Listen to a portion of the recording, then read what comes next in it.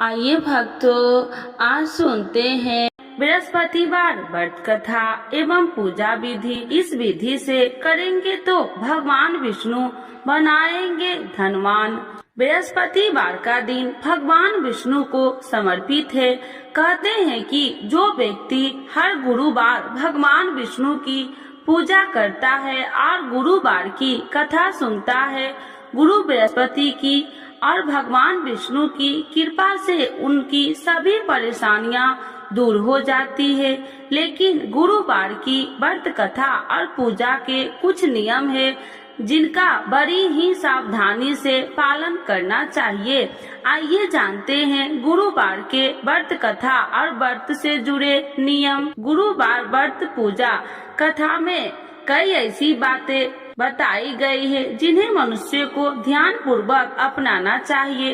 कहते हैं जो व्यक्ति श्रद्धा भाव से गुरुवार को भगवान विष्णु की पूजा करता है और गुरुवार व्रत की कथा कहता है और सुनता है, उसकी गरीबी और कष्ट को भगवान विष्णु दूर करते हैं। जीवन में सुख समृद्धि के लिए गुरुवार के दिन आप भी इस गुरुवार व्रत कथा को सुने या पढ़े। बृहस्पतिवार के दिन सूर्योदय से पहले ही उठे और नित्य क्रम से नियुक्त होकर पीले रंग के वस्त्र पहने, पूरे घर में गंगा जल छिड़के। इसके बाद पूजा घर में श्री हरि विष्णु की मूर्ति या चित्र स्थापित करे।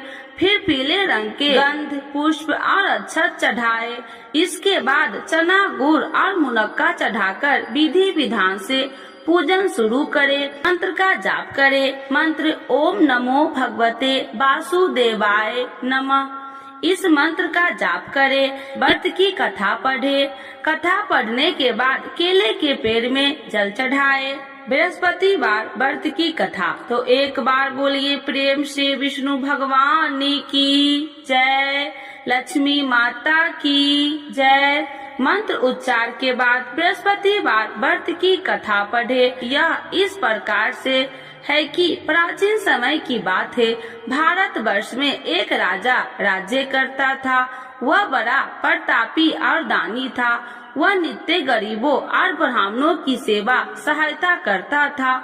वह प्रतिदिन मंदिर में भगवान दर्शन करने जाता था, लेकिन यह उसकी रानी को अच्छा न लगता। न वह व्रत करती और न ही किसी को एक पैसा दान में देती। राजा को भी ऐसा करने से मना किया करती। एक समय की बात है कि राजा शिकार खेलने वन को चले गए। घर पर रानी और दासी थी। उस समय गुरु बृहस्पति साधु का रूप धारण कर राजा के दरवाजे पर भिक्षा मांगने आए। साधु ने रानी से भिक्षा मांगी तो वह कहने लगी, हे साधु महाराज, मैं इस दान और पुण्य से तंग आ गई हूँ। आप कोई ऐसा उपाय बताए जिससे यह सारा धन नष्ट हो जाए और मैं आराम से रह सकूं। साधु रूपी बृहस्पति देव ने कहा, हे देवी, तुम बड़ी विचित्र हो। संतान और धन से भी कोई दुखी होता है। अगर तुम्हारे पास अधिक धन है तो इसे शुभ कार्यों में लगाओ जिससे तुम्हारे दोनों लोक सुधरे। परंतु साधु की इन बातों से रानी खुश नहीं हुई। उसने कहा कि मुझे ऐसे धन की आवश्यकता नहीं जिसे मैं दान में दूं तथा जिसको संभालने में ही मेरा सारा समय नष्ट हो जाए। साधु ने कहा, यदि तुम्हारी ऐसी इच्छा है तो जैसे मैं तुम्हें बताता हूँ तुम वैसे ही करना। बृहस्पतिवार के दिन तुम घर को गोबर से लिपना। अपने केसे को पीली मिट्टी से धोना। केसे को धोते समय स्नान करना। राजा से हजामत बनाने को कहना। भोजन में मांस मदिरा खाना। कपड़ा धोबी के यहाँ धुलने डालना। इस प्रकार 7 बृहस्पतिवार करने से तुम्हारा समस्त धन नष्ट हो जाएगा। इतना कहकर साधु बने बृहस्पति देव अंतर ध्यान हो गए। साधु के कहे अनुसार करते हुए रानी को केवल 3 बृहस्पतिवार ही बीते थे कि उसकी समस्त धन संपत्ति नष्ट हो गई। भोजन के लिए परिवार तरसने लगा। एक दिन राजा रानी से बोला, हे रानी, तुम यहीं रहो, मैं दूसरे देश को जाता हूँ, क्योंकि यहाँ पर मुझे सभी जानते हैं, इसीलिए मैं कोई छोटा कार्य नहीं कर सकता। ऐसा कहकर राजा परदेश चला गया। वहाँ वह जंगल से लकड़ियाँ काट कर लाता और शहर में बेचता। इस तरह वह अपना जीवन व्यतीत करने लगा। इधर राजा के बिना रानी और दासी दुखी रहने लगी। एक समय जब रानी और दासियों को 7 दिन बिना भोजन के रहना पड़ा तो रानी ने अपनी दासी से कहा, हे दासी, पास ही के नगर में मेरी बहन रहती है, वह बड़ी धनवान है, तू उसके पास जा और कुछ ले आ, ताकि थोड़ा बहुत गुजर बसर हो जाए। दासी रानी की बहन के पास गई। उस दिन बृहस्पतिवार था। रानी की बहन उस समय बृहस्पतिवार की कथा सुन रही थी। दासी ने रानी की बहन को अपनी रानी का संदेश दिया, लेकिन रानी की बहन ने कोई उत्तर नहीं दिया। जब दासी को रानी की बहन से कोई उत्तर नहीं मिला तो वह बहुत दुखी हुई। उसे क्रोध भी आया। दासी ने वापस आकर रानी को सारी बात बता दी। सुनकर रानी ने अपने भाग्य को कोसा। उधर रानी की बहन ने सोचा कि मेरी बहन की दासी आई थी, परंतु मैं उससे नहीं बोली, इससे वह बहुत दुखी हुई होगी। कथा सुनकर और पूजन समाप्त कर वह अपनी बहन के घर गई और कहने लगी, हे बहन, मैं बृहस्पतिवार का व्रत कर रही थी, तुम्हारी दासी गई, परंतु जब तक कथा होती है तब तक न उठते हैं और न ही बोलते हैं, इसीलिए मैं नहीं बोली। कहो दासी क्यों गई थी? रानी बोली, बहन, हमारे घर अनाज नहीं था। ऐसा कहते कहते रानी की आंखें भर आई। उसने दासियों समेत भूखा रहने की बात भी अपनी बहन को बता दी। रानी की बहन बोली, बहन देखो, बृहस्पति देव भगवान सबकी मनोकामना पूर्ण करते हैं, देखो शायद तुम्हारे घर में अनाज रखा हो। यह सुनकर दासी घर के अंदर गई तो वहाँ उसे एक घड़ा अनाज का भरा मिल गया। उसे बड़ी हैरानी हुई, क्योंकि उसे एक बर्तन देख लिया था। उसने बाहर आकर रानी को बताया।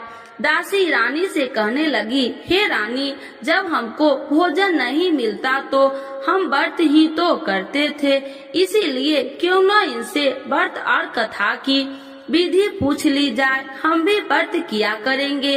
दासी के कहने पर रानी ने अपनी बहन से बृहस्पतिवार व्रत के बारे में पूछा।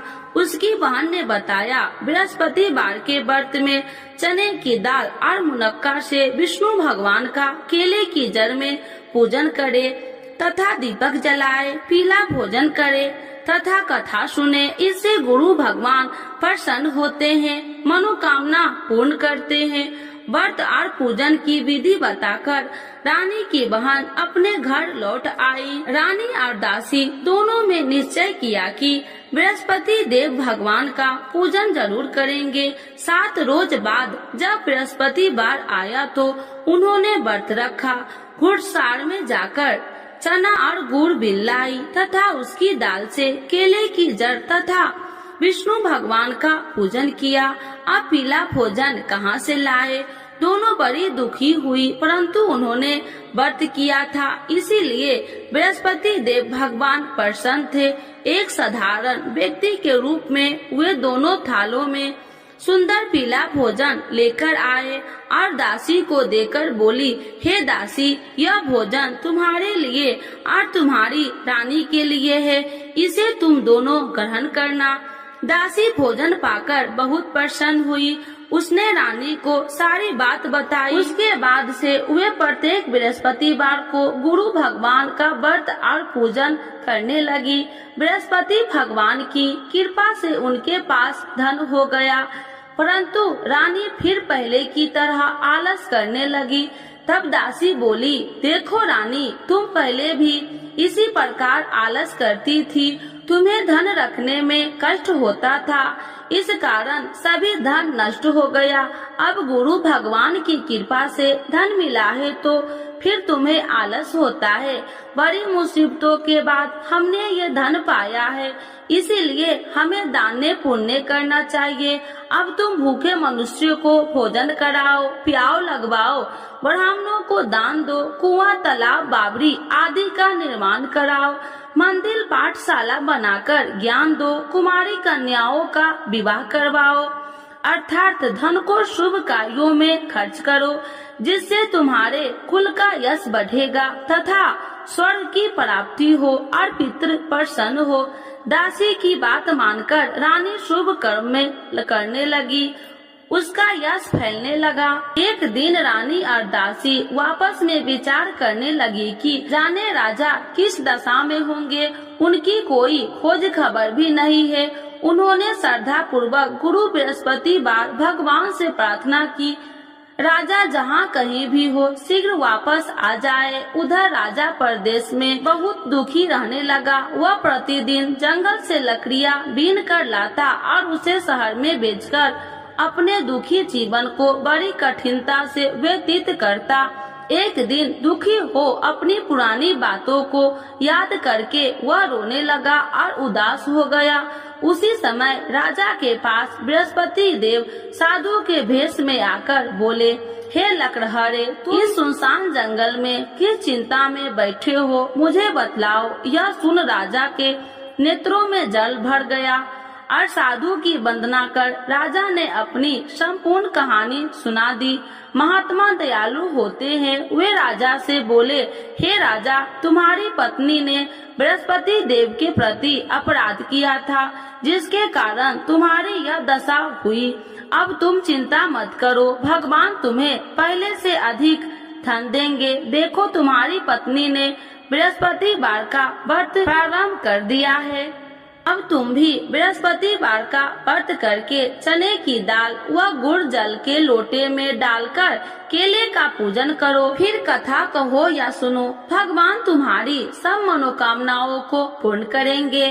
साधु की बात सुनकर राजा बोले, हे प्रभु, लकड़ी बेचकर तो इतना पैसा भई नहीं बचता जिससे भोजन के उपरांत कुछ बचा सकूं। मैंने रात्रि में अपनी रानी को व्याकुल देखा है। मेरे पास कोई साधन नहीं जिससे उसका समाचार जान सकूं। फिर मैं कौन सी कहानी कहूँ, यह भी मुझको मालूम नहीं। साधु ने कहा, हे राजा, मन में बृहस्पति भगवान के पूजन व्रत का निश्चय करो। वे स्वयं तुम्हारे लिए कोई राह बना देंगे। बृहस्पतिवार के दिन तुम रोजाना की तरह लकड़ियाँ लेकर शहर में जाना। तुम्हें रोज से 2 गुना धन मिलेगा, जिससे तुम भली भांति भोजन कर लोगे तथा बृहस्पति देव की पूजा का सामान भी आ जाएगा। धीरे धीरे समय व्यतीत होने पर फिर बृहस्पतिवार का दिन आया। राजा जंगल से लकड़ियाँ काटकर शहर में बेचने लगा। उसे उस दिन और 2 दिनों से अधिक धन मिला। राजा ने चना, गुड़ आदि लाकर बृहस्पतिवार का व्रत किया। उस दिन से उसके सभी कलेश दूर हुए। परंतु जब अगले गुरुवार का दिन आया तो वह बृहस्पतिवार का व्रत करना भूल गया। इस कारण बृहस्पति भगवान नाराज हो गए। उस दिन उस नगर के राजा ने विशाल यज्ञ का आयोजन किया था तथा अपने समस्त राज्यों में घोषणा करवा दी कि सभी मेरे यहाँ भोजन करने आवे, किसी के घर चूल्हा न जले। इस आज्ञा को जो न मानेगा उसको फांसी दे दी जाएगी। राजा की आज्ञा अनुसार राज्य के सभी वासी राजा के भोजन में सम्मिलित हुए, लेकिन लकड़हारा कुछ देर से पहुंचा, इसीलिए राजा को उसको अपने साथ महल में ले गए। जब राजा लकड़हारे को भोजन करा रहे थे तो रानी की दृष्टि उस खूंटी पर पड़ी जिस पर उसका हार लटका हुआ था। उसे हार खूंटी पर लटका दिखाई नहीं दिया। रानी को निश्चय हो गया कि मेरा हार इस लकड़हारे ने चुरा लिया है। उसी समय सैनिक बुलाकर उसको जेल में डलवा दिया। लकड़हारा जेल में विचार करने लगा कि जाने कौन से पूर्व जन्म के कर्म से मुझे यह दुख प्राप्त हुआ है, और जंगल में मिले साधु को याद करने लगा। तत्काल बृहस्पति देव साधु के रूप में प्रकट हो गए और कहने लगे, अरे मूर्ख, तूने बृहस्पति देवता की कथा नहीं की, इसी कारण तुझे यह दुख प्राप्त हुआ है। अब चिंता मत कर, बृहस्पतिवार के दिन जेल खाने के दरवाजे पर तुझे 4 पैसे पड़े मिलेंगे, उनसे तू बृहस्पतिवार की पूजा करना तो तेरे सभी कष्ट दूर हो जाएंगे। अगले बृहस्पतिवार उसे जेल के द्वार पर 4 पैसा मिले। राजा के पूजा का सामान मंगवाकर कथा कही और प्रसाद बांटा। उसी रात्रि में बृहस्पति देव ने उस नगर के राजा को स्वप्न में कहा, हे राजा, तूने जिस जेल में बंद किया है उसे कल छोड़ देना, वह निर्दोष है। राजा प्रातः काल उठा और खूंटी पर हार टंगा देकर लकड़हारे को बुलाकर क्षमा मांगी तथा राजा के योग्य सुंदर वस्त्र आभूषण भेंट कर उसे विदा किया। गुरुदेव की आज्ञा अनुसार राजा अपने नगर को चल दिया। राजा जब नगर के निकट पहुंचा तो उसे बड़ा ही आश्चर्य हुआ। नगर में पहले से अधिक बाग, तालाब और कुएं तथा बहुत सी धर्मशालाएं, मंदिर आदि बने हुए थे। राजा ने पूछा कि यह किसका बाग और धर्मशाला है। तब नगर के सब लोग कहने लगे कि यह सब रानी और दासी द्वारा बनवाए गए हैं। राजा को आश्चर्य हुआ और गुस्सा भी आया कि उसकी अनुपस्थिति में रानी के पास धन कहां से आया होगा। जब रानी ने यह खबर सुनी कि राजा आ रहे हैं तो उसने अपनी दासी से कहा, हे दासी, देख राजा हमको कितनी बुरी हालत में छोड़ के गए थे, वह हमारी ऐसी हालत देखकर लौट न जाए, इसीलिए तू दरवाजे पर खड़ी हो जा। रानी की आज्ञा अनुसार दासी दरवाजे पर खड़ी हो गई और जब राजा आए तो उन्हें अपने साथ महल में लिवा आई। तब राजा ने क्रोध करके अपनी तलवार निकाली और पूछने लगी, बताओ यह धन तुम्हें कैसे प्राप्त हुआ। तब रानी ने सारी कथा कह सुनाई। राजा ने निश्चय किया कि मैं रोजाना दिन में 3 बार कहानी कहा करूँगा और रोज व्रत किया करूँगा। अब हर समय राजा के दुपट्टे में चने की दाल बंधी रहती तथा दिन में 3 बार कथा कहता। एक रोज राजा ने विचार किया कि चलो अपनी बहन के यहाँ हो आऊं। इस तरह का निश्चय कर राजा घोड़े पर सवार हो अपनी बहन के यहाँ चल दिया। मार्ग में उसने देखा कि कुछ आदमी एक मुर्दे को लिए जा रहे हैं। उन्हें रोककर राजा कहने लगा, अरे भाइयों, मेरी बृहस्पतिवार की कथा सुन लो। वे बोले, लो, हमारा तो आदमी मर गया है, इसको अपनी कथा की पड़ी है। परंतु कुछ आदमी बोले, अच्छा कहो, हम तुम्हारी कथा भी सुनेंगे। राजा ने दाल निकाली और कथा कहनी शुरू कर दी। जब कथा आदि हुई तो मुर्दा हिलने लगा और जब कथा समाप्त हुई तो राम राम कह के वह मुर्दा खड़ा हो गया। राजा आगे बढ़ा, उसे चलते चलते शाम हो गई। आगे मार्ग में उसे एक किसान खेत में हल चलाता मिला। राजा ने उसे कथा सुनने का आग्रह किया, लेकिन वह नहीं माना।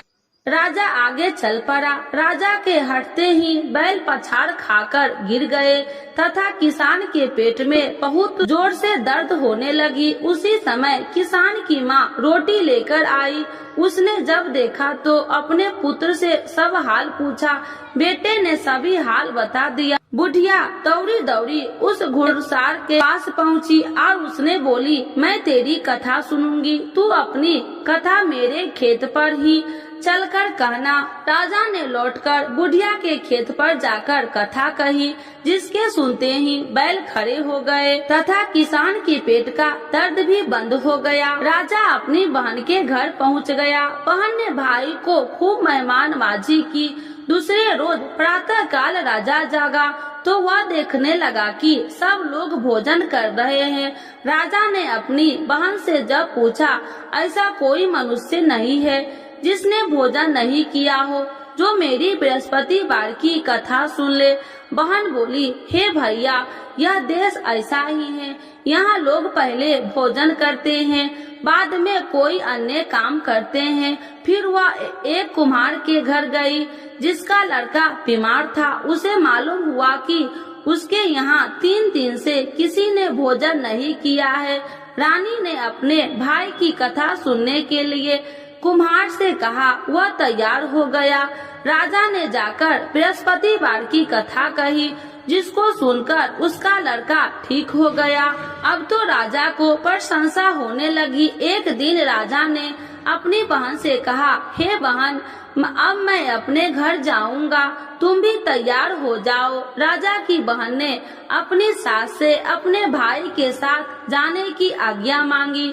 सास बोली, हाँ चली जा, मगर अपने लड़कों को मत ले जाना, क्योंकि तेरे भाई के कोई संतान नहीं है। बहन ने अपने भाई से कहा, हे भैया, मैं तो चलूंगी, मगर कोई बालक नहीं चलेगा। अपनी बहन को भी छोड़कर दुखी मन से राजा अपने नगर को लौट आया। राजा ने अपनी रानी से सारी कथा बताई और बिना भोजन किए वह सैया पर लेट गया। रानी बोली, हे प्रभु, बृहस्पति देव ने हमें सब कुछ दिए हैं, वे हमें संतान अवश्य देंगे। उसी रात बृहस्पति देव ने राजा को स्वप्न में कहा, हे राजा, उठ, सभी सोच त्याग दे, तेरी रानी गर्भवती है। राजा को यह जानकर बड़ी खुशी हुई। 9वें महीने में रानी के गर्भ से एक सुंदर पुत्र पैदा हुआ। तब राजा बोला, हे रानी, स्त्री बिना भोजन के रह सकती है, परंतु बिना कहे नहीं रह सकती। जब मेरी बहन आए तो तुम उससे कुछ मत कहना। रानी ने हाँ कर दी। जब राजा की बहन ने यह शुभ समाचार सुना तो वह बहुत खुशी हुई तथा बधाई लेकर अपने भाई के यहाँ आई। रानी ने तब उसे आने का उलाहना दिया।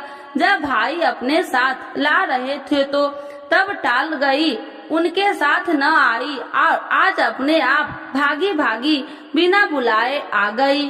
तो राजा की बहन बोली, भाई, मैं इस प्रकार न कहती तो तुम्हारे घर औलाद कैसे होती। बृहस्पति देव सभी मनोकामनाएं पूर्ण करते हैं। जो श्रद्धा भाव पूर्वक बृहस्पतिवार का व्रत करता है एवं कथा पढ़ता है अथवा सुनता है और दूसरों को सुनाता है, बृहस्पति देव उसकी सभी मनोकामनाएं पूर्ण करते हैं, उनकी सदैव रक्षा करते हैं। जो संसार में सद्भावना से गुरुदेव का पूजन एवं व्रत सच्चे हृदय से करते हैं, उनकी सभी मनोकामनाएं वैसे ही पूर्ण होती है जैसे सच्ची भावना से रानी और राजा ने बृहस्पति देव की कथा का गुणगान किया तो उनकी सभी इच्छाएं बृहस्पति देव जी ने पूर्ण की। अनजाने में भी बृहस्पति देव की उपेक्षा न करे, ऐसा करने से सुख शांति नष्ट हो जाती है। इसीलिए सबको कथा सुनने के बाद प्रसाद लेकर जाना चाहिए। हृदय से उनका नमन करते हुए जयकारा बोलना चाहिए। तो एक बार बोलिए प्रेम से, बृहस्पति भगवान की जय, विष्णु भगवान की जय, लक्ष्मी माता की जय। आरती श्री बृहस्पति देव की। ओम जय बृहस्पति देवा, स्वामी जय बृहस्पति देवा। छीने छीने भोग लगाऊं, छीने छीने भोग लगाऊं, कदली फल में बा। ओम जय बृहस्पति देवा, तुम्हें पूरन परमात्मा, तुम्हें अंतर्यामी, स्वामी तुम्हें अंतर्यामी। जगत पिता जगदीश्वर, जगत पिता जगदीश्वर, तुम्हें सबके स्वामी। ओम जय बृहस्पति देवा, चरणामृत निज निर्मल, सब पातक हरिता, स्वामी सब पातक हरिता। सकल मनोरथ दायकी, सकल मनोरथ दायकी, कृपा करो भरता। ओम जय बृहस्पति देवा। तन मन धन अर्पण कर, जो जन शरण पड़े। स्वामी जो जन शरण पड़े, प्रभु प्रकट तब हो करे। प्रभु प्रकट तब हो कर, आकर द्वार खड़े। ओम जय बृहस्पति देवा। दीन दयाल दयानिधि, भक्तन हितकारी।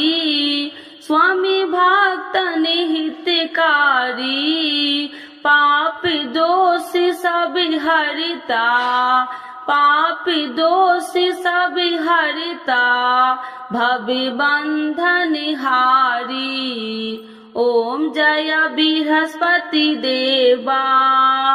सकल मनोरथ दायकी, सब संशय तारो। स्वामी सब संशय तारो, विषय विकार मिटाओ। विषय विकार मिटाओ, संतन सुखकारी। ओम जय बृहस्पति देवा। जो कोई आरती तेरी, प्रेम सहित गावे। स्वामी प्रेम सहित गावे, ज्येष्ठानंद बंद सो। ज्येष्ठानंद बंद सो निश्चय पावे। ओम जय बृहस्पति देवा। स्वामी जय बृहस्पति देवा। बृहस्पति भगवान की जय, विष्णु भगवान की जय, लक्ष्मी माता की जय।